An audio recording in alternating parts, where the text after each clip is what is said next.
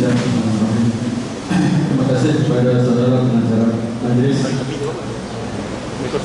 yang dihormati dan dikasihi Al-Fadhil Ustaz Naim yang berusaha Dr. Nasir selaku Ketua Biro Tala Fitrah, Syami Yusuf selaku Penasihat Haluan Hijrah, Terima kasih Sekretari Haluan Hijrah, sahabat-sahabat, sahabat-sahabat, khususnya rakan-rakan ataupun saudara-saudara daripada Mu'alam baru dan lama. Assalamualaikum warahmatullahi wabarakatuh. Alhamdulillah Rabbil Alamin, wassalatu wassalamu ala asyrafil anbiya'i wal mursalin wa ala alihi wa sahbihi ajma'in. Rabbi shrah li sadri wa yassir li amri wa hlul 'uqdatam min lisani yafqahu qawli. Amma ba'd. Alhamdulillah, pertama dan selamanya marilah sama-sama kita memanjatkan rasa syukur kepada Allah Subhanahu wa taala karena dengan izin dan berkenannya juga maka dapat kita bersama-sama pada pagi ini. Kita juga bersyukur Allah berikan kita kesehatan yang baik, Allah berikan kita iman dan Islam sehingga kesan ini, dan kita doakan semoga kedua-dua nikmat ini Allah kekalkan terus sehingga kita dipanggil pulang oleh Allah Subhanahu wa taala. Rasanya belum terlambat untuk saya mengucapkan selamat Hari Raya Idul Fitri, maaf lahir batin kepada semua hadirin dan hadirat sekalian, khususnya yang diraih rakan-rakan Allah sekalian. Terima kasih juga kepada Dr. Nasir dan juga Jasa Pasar Tanjung yang telah bertemu untuk sama-sama menjayakan majlis kita pada pagi ini. Terima kasih juga kepada penyumbang-penyumbang yang telah memberikan sumbangan sama ada dalam waktu wang ini atau tenaga dalam rangka untuk sama-sama kita menjayakan majlis kita pada pagi ini. Alhamdulillah, kita juga bersyukur kepada Allah Subhanahu wa taala. Dengan izinnya juga maka kita bersama-sama melalui Ramadan Mubarak yang memang bermakna pada kita pada hari ini.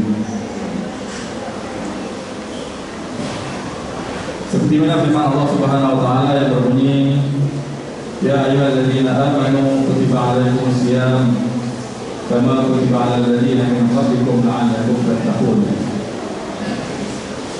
Di mana Allah memberikan ruang dan peluang kepada kita untuk menjalani ibadah Ramadan, dan di akhirnya Allah janjikan kita dengan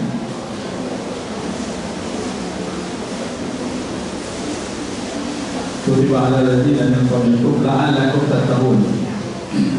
Jadikan kita sebagai kalangan hamba-hamba yang bertakwa kepada Allah Subhanahu wa taala.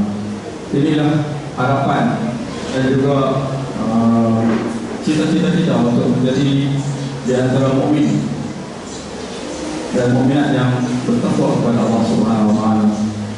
Moga-moga dengan Ramadan dan janji Allah yang telah diberikan pada bulan Ramadan yang lalu terbalik kepada kita sebagai antara kalangan umat Islam yang digunakan nikmat iman dan juga takwa. Di sini saya ingin saya kongsikan beberapa kilah. Ini bila saya kenal satu ceramah yang berkenaan ada 4 kunci utama yang boleh sama-sama kita bawa, yang boleh sama-sama kita lihat untuk memastikan kita terus berada ataupun terus menjadi di antara orang-orang Islam yang beriman dan bertakwa kepada Allah Subhanahu wa taala. Kunci yang pertama ada di rumah kita, kunci rumah. Kunci rumah ni disebutkan sebagai satu kunci utama kita sebagai keluarga Muslim, keluarga Islam perlu mulakan daripada rumah kita untuk memastikan anak-anak dan juga isteri-isteri kita berpegang teguh dengan ajaran Islam.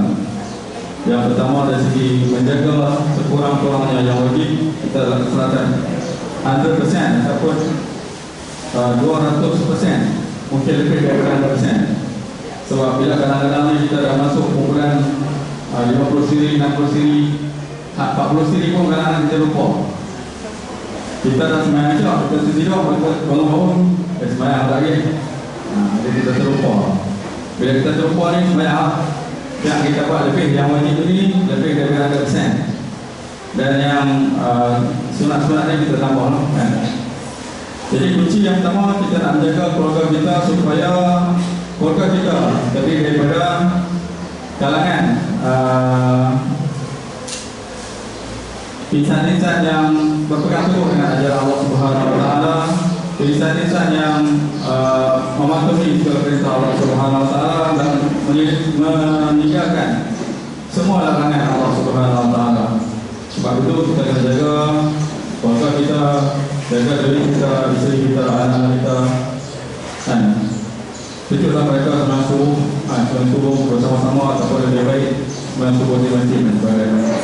Itu kunci yang pertama, memastikan keluarga kita menjadi Muslim yang sebenar. Muslim yang sebenar. Ingatan ini juga bukanlah untuk para mualaf, tapi yang saya kat depan ini pun sama untuk peringatan saya juga, insyaAllah. Yang kedua adalah kunci pejabat. Kita semua akan bekerja, akan berusaha untuk mencari nafkah kepada anak-anak, isteri dan juga keluarga kita.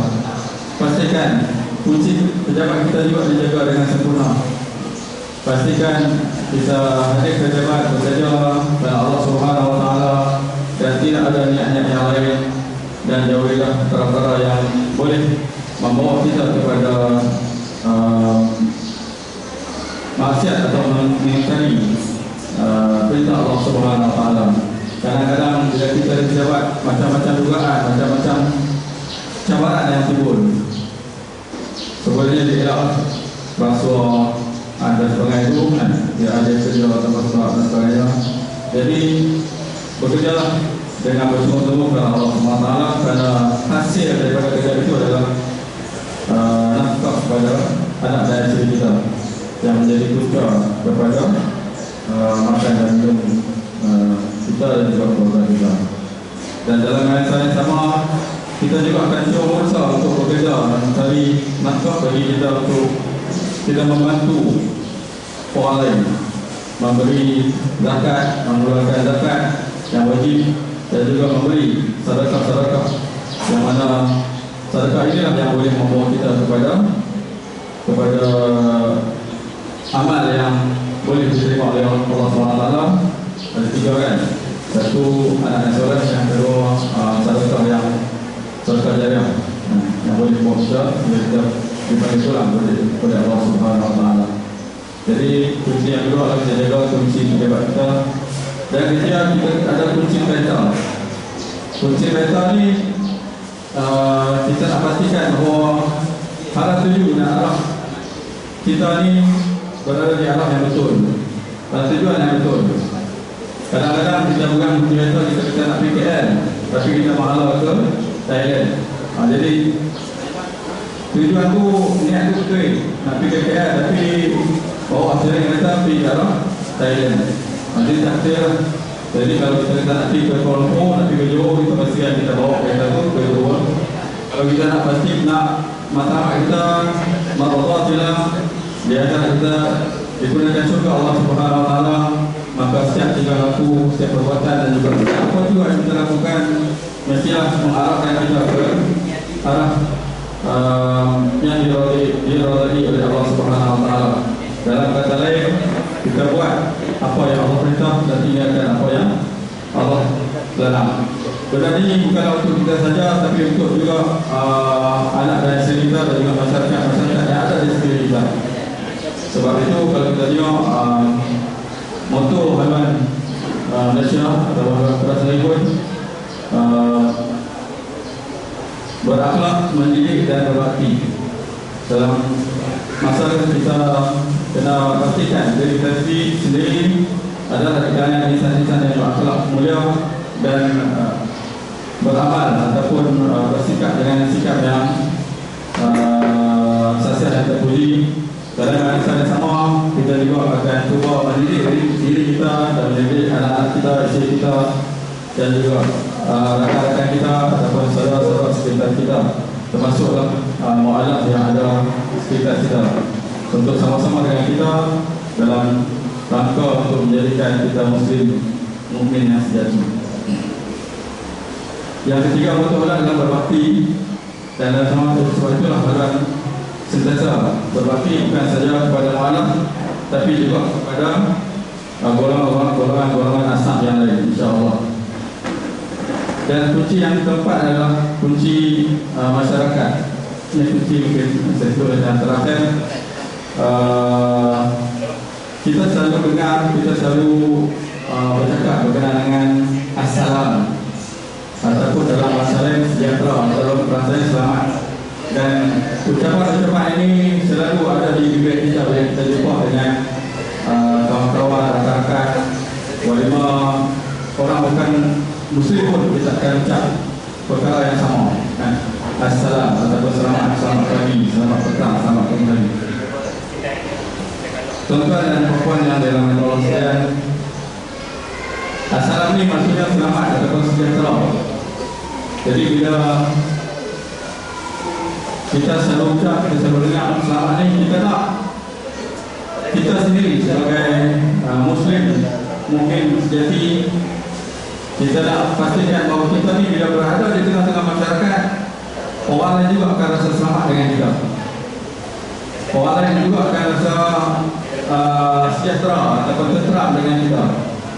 Janganlah kita jadi di kalangan insan-insan yang bila kita berada di tengah-tengah masyarakat rasa kita macam terancam, macam rasa tergugat, macam rasa tidak selamat. Kadang-kadang tindakan kita contohnya kan, kita dapat banyak kebaikan, tetapi kadang-kadang tangan kita menaik SMS ataupun menaik WhatsApp yang kadang-kadang mungkin boleh mengguris atau boleh mengancam atau boleh menjadikan SMS ataupun kata-kata kita ataupun apa juga yang kita lakukan itu menjadi satu yang orang di sini kita rasa tidak selamat. Jadi sebagai tempat ini untuk kita sama-sama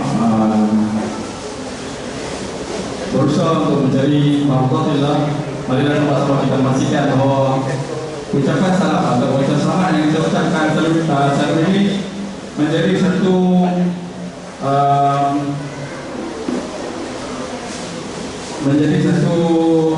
perkara yang kita boleh ingatkan dari kita supaya bila kita berada bersama-sama masyarakat, kita berada di mana juga, orang lain akan rasa selamat. Dan akhir sekali, marilah sama kita membetulkan niat kita, marilah sama-sama kita mengajak diri kita untuk melaksanakan segala perintah Allah Subhanahu Wa Taala dan memastikan kita tidak menjadi asbab atas keberkahan Allah Subhanahu Wa Taala. Saya itu sedikit daripada saya untuk ucapan pada pesan pada pagi ini. Saya sedikit takut. Dan satu saya Mungkin yang masih ada kan, kita membuat ini untuk sebenar jamaah raya dan kita harap sahabat-sahabat, sahabat-sahabat dan juga mualaf-mualaf juga akan selesa dalam majlis pada hari ini dan mengenai sedikit jaduk dua tahun yang kita tidakkan. Dalam kerendahan hati ada ketinggian budi, dalam kemiskinan harta ada kejayaan jiwa. Dalam keputusan lidah ada keselanjuran kata, dalam gurau dan senda tentu ada khilaf dan dosa. Mohon ampun dan maaf atas segala-galanya. Selamat berjaya, maaf dari kecil. Sekian, wabillahi taufiq wal hidayah. Wassalamualaikum warahmatullahi wabarakatuh.